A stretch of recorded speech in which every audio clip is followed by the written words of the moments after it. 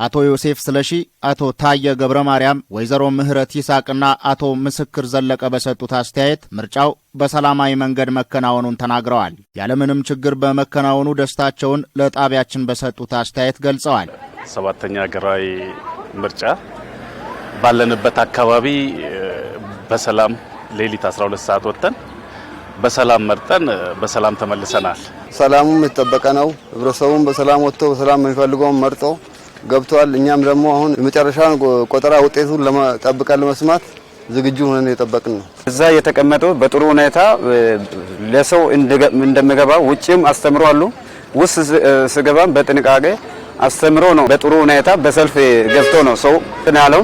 በምርጫ ቦርድ የሰዓት ጭማሪ ምክንያት እስከ እኩለ ሌሊት ድረስ ስርዓት ባለው መንገድ መምረጣቸውንም አስታውቀዋል። ምንም ችግር የለም፣ ያለ ምንም ችግር ነው ያለቀው። በህዝብ ብዛት የተነሳ ሰዓቱም ተጨምሮ ማታ ድረስ ነው በጥሩ ሁኔታ ነው የተካሄደው። እስከ ማታ 5 ሰዓት ምናምን ሲሰራ ነበረ። እስከ 5 ሰዓት ተኩልም እዚህ ቀጠና ላይ ገብቶ የመረጡ ነበር።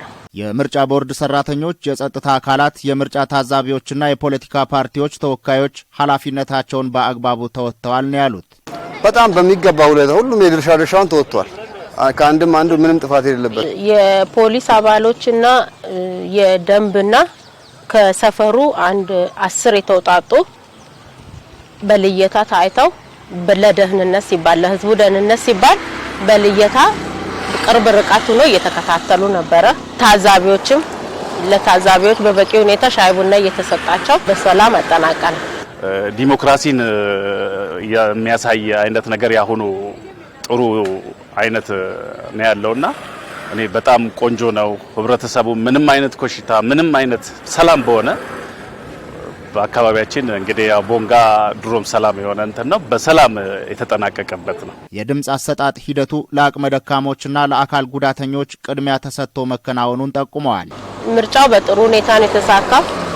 አካል ጉዳተኞችን፣ ነፍሰ ጡሮችን፣ ሽማግሌዎችን፣ የሃይማኖት አባቶችን ቅድሚያ በመስጠት ተሳልፈናል።